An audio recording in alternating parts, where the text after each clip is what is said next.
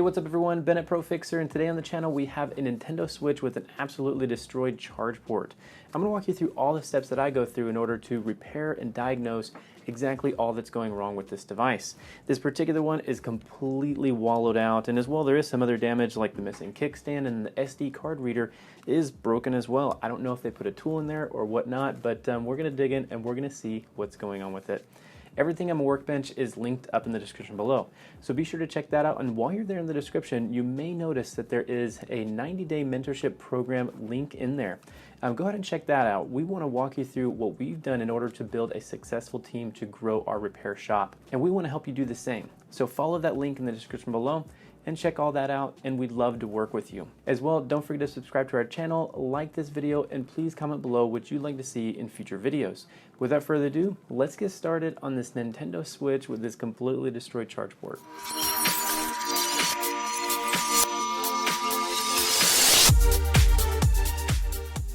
Here in front of me on the bench, I have the Nintendo Switch with the completely destroyed charge port.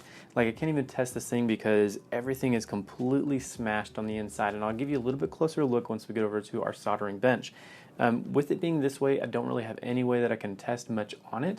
So we're going to go ahead and pull the board, take it over to soldering bench, and inspect a little bit more there, and inspect for shorts and things like that that are going on with it. So I'm going to go ahead and pull this one apart, and then we're going to go right over to the soldering bench.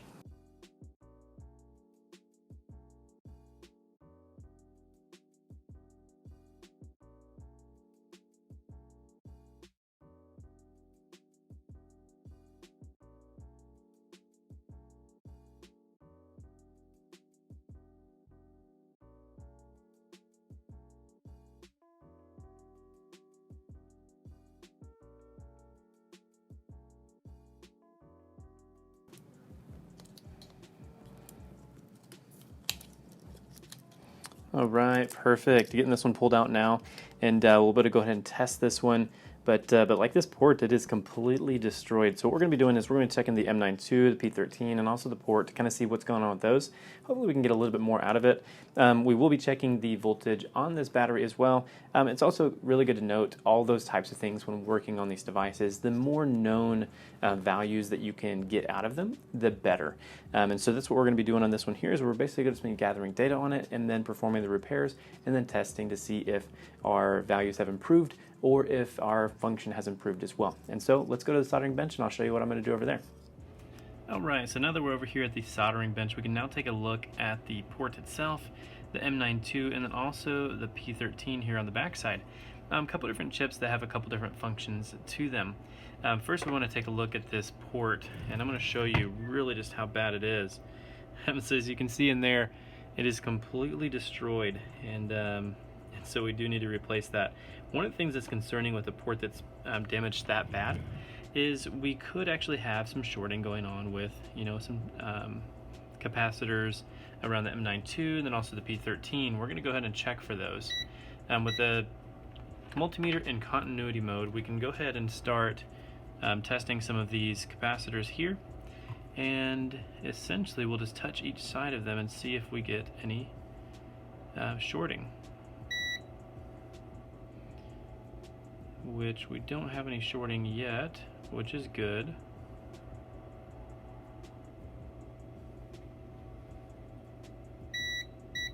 Oh, that one is actually shorted, so that is actually not a good one to be shorted. But what we'll do is we'll go ahead and remove M92. We're going to remove the port as well, and then we're going to check here on the back side actually real quick. And so we do want to check that one there. That one's not shorted. I want to check these here.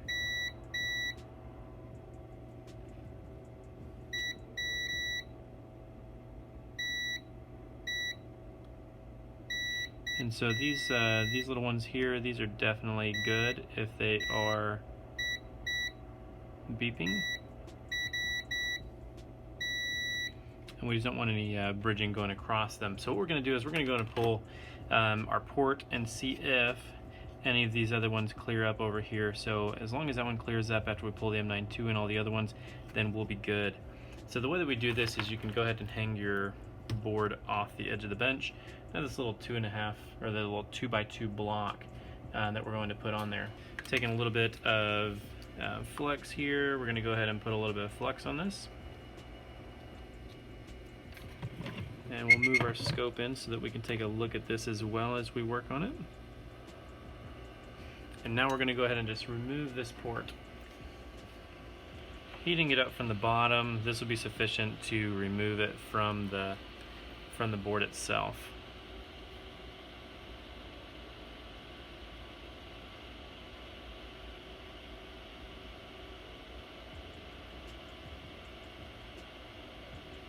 And one thing you always notice is this one side over here will definitely get much hotter than the left side, and that's just because you do have a whole bunch more board over there.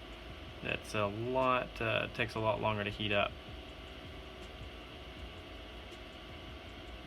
You can see that one last anchor is now melting. And now we can go ahead and pull that off of there. So that one's looking all right. Now let's go ahead and remove some of this solder while the board is still hot. And you're gonna get some braid and put a little bit of flux on your braid. Got this linked up in the description below as well. This is some really great braid that definitely comes in handy. Then we're gonna go ahead and see if we can't wick out these anchors here. Some of these anchors are pretty difficult to wick out, but I think with a little bit of heat we should be able to get those just fine. And actually, let's add a little bit of solder to these to kind of lower the melting point of all of this. This will definitely help whenever we're wicking it out as well.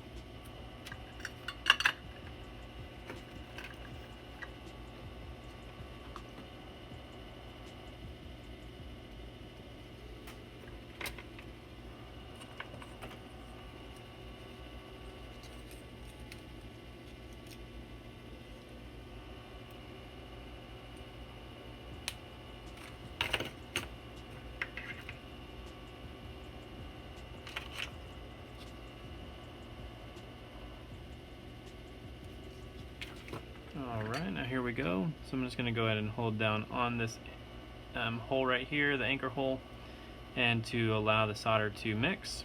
And then now we're going to just wick it right off. So there we go.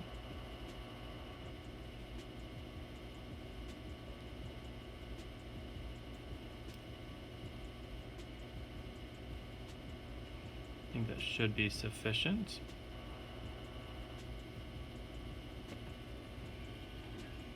There's a little bit of hot air on this as well.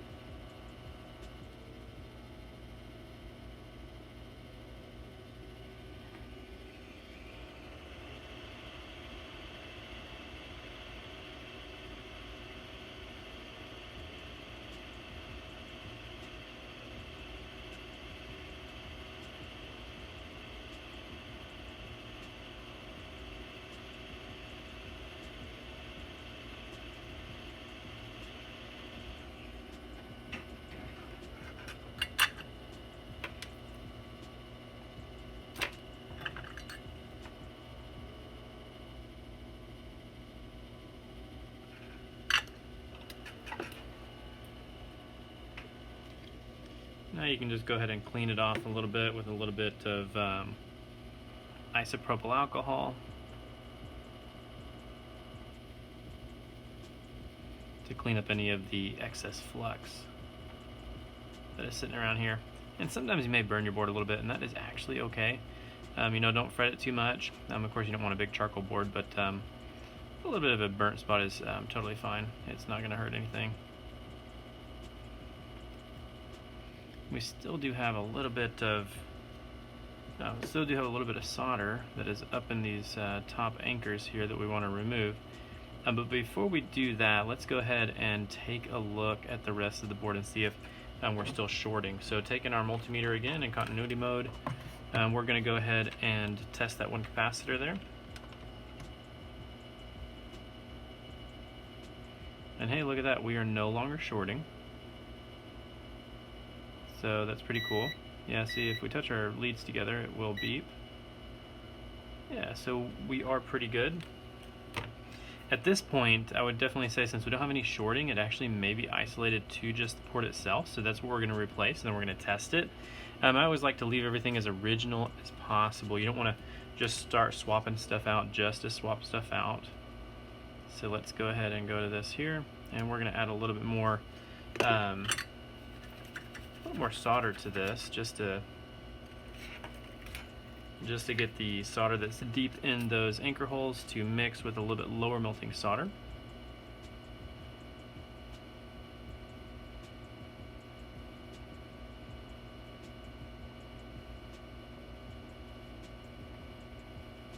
So there we go.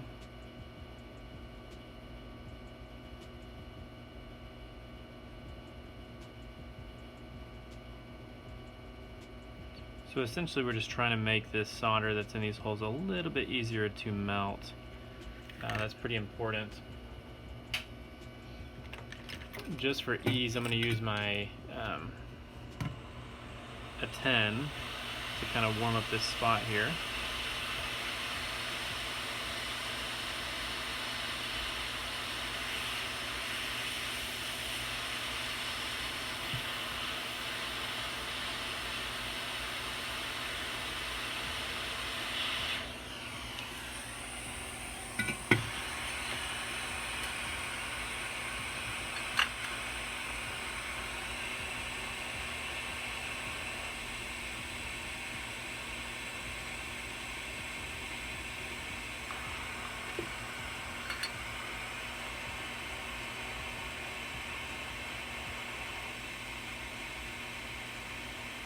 And there we go, that's exactly what we wanted there, pulls it right out.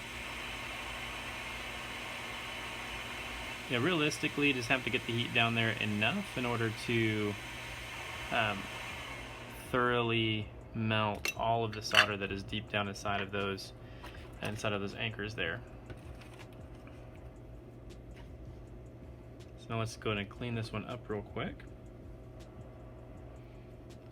So anytime you do have a port that you're replacing on one of these, even if you don't have any shorts at M92 or at P13, it doesn't necessarily mean that you don't have any issues with those. It very well could mean that you do. But in this particular case, more times than not, if you don't have any kind of shorts, then P13 and M92 are going to be okay. What we're going to do now is we do have all of this basically ready in order to get a new port on there as far as the anchor holes are concerned. So I'm going to go ahead and take the new port, and we're going to go ahead and tin up each of the little legs on there. This is a very easy thing to do, definitely something that you have to do on any kind of port, especially one that has any kind of hidden legs on it like this one.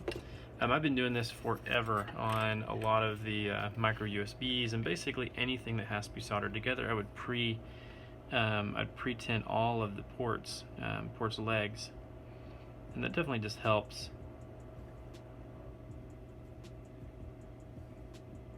And so just like that there, those are all soldered. I'm going to flip it over, and we can actually put some on this other side here.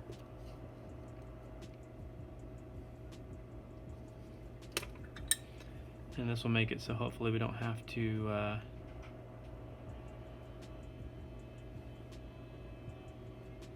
even solder this top side at all with any kind of soldering iron. We can just use hot air only.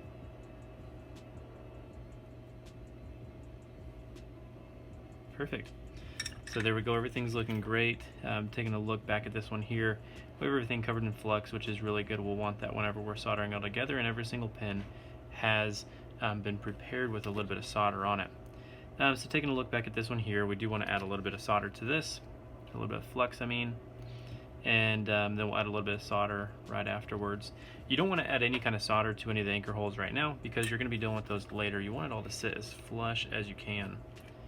So taking a look at this here, basically you just take a little blob of solder and kind of run it across those.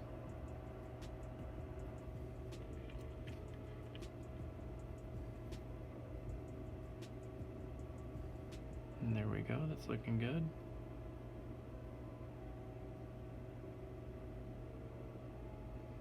Perfect. And one of the things that I always do watch out for on something like this here is making sure that you clean between each step. Any of the old flux that's there, you can always remove that and put new flux back on. It's always best to have the freshest flux available. So that's what we're going to do here. So now what we're going to do is we're going to go ahead and drape this one off the edge of the bench again, place our 2x2 little square on there. Just going to hold it and stabilize it and get it all into focus. And so once we have it in focus, we can now go ahead and place our port back on there after we put a little bit of flux. Place a little bit of flux on all of these little anchor holes there, just allow everything to flow as it should and to shield any of those contacts from the oxygen as we heat it up.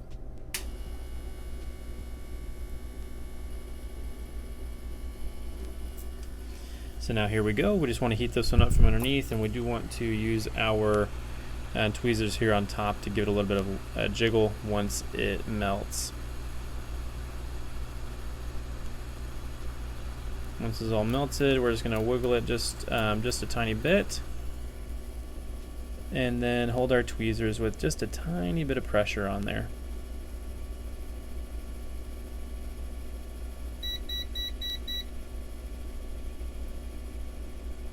And perfect, we can see some of those joints start to change color just a tiny bit, which is good. And so now what we can do is we can go ahead and solder the rest of this port back on. We do want to solder all those little anchor holes and make sure that those are good, but first we do want to make sure that it's all sitting completely flush.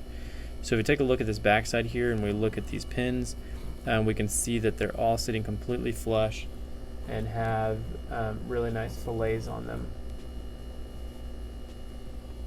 So that should definitely be sufficient, and it indicates that our port is sitting completely flat.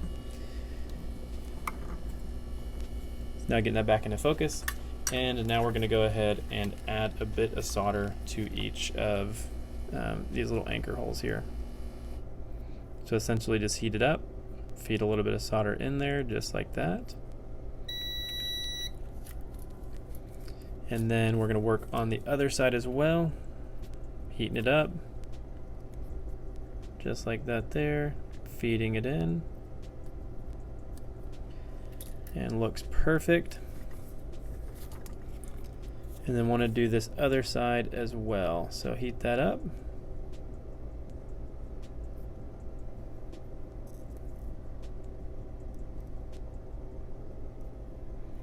That looks perfect as well.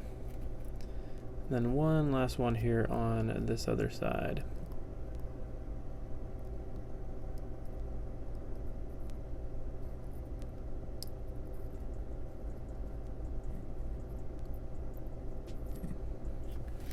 If you do notice that it gets a little bit muddy, you can add a little bit of solder or a little bit of flux on there, and it should help those joints flow. So perfect. There we go. So now if we take a look inside of this port, we'll see that everything is perfect. It's sitting completely flat. That the bottom of it doesn't have any kind of burn marks or anything like that, other than just a little bit of burnt up flux, which is totally fine. We're going to go ahead and clean all of that off now, and then go back over to our soldering bench and go ahead and give it a test, which this one should, as long as the M92 and P13 are good, then this one should power up just fine. If not, we'll bring it right back over to the bench and we will take a look and see what exactly it's doing. So just running over this with a Q-tip, that'll get most of your built up flux cleaned off. And then you can go ahead and do that to the back side as well.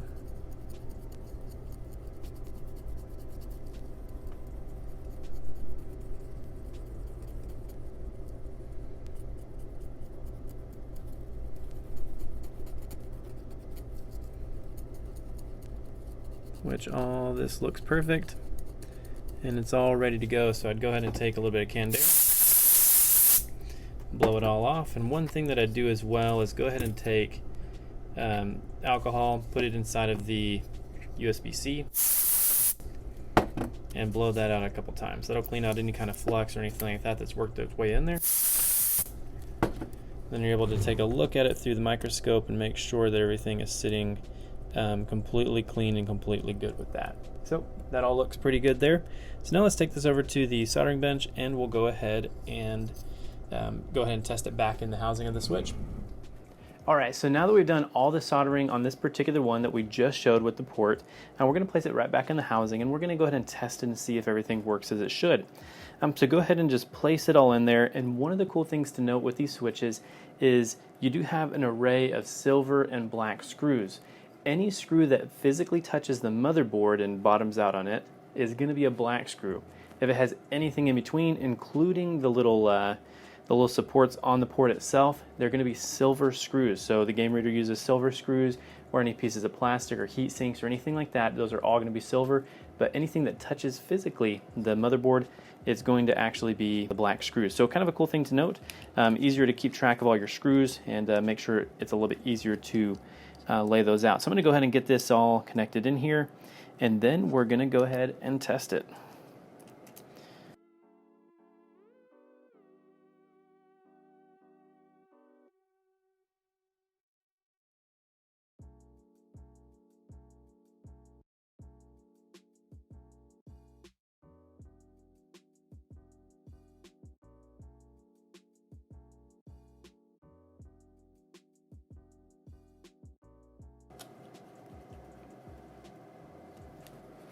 All right, perfect. So now here's the moment of truth. Whenever you're just testing it, you don't necessarily have to have the heatsink in.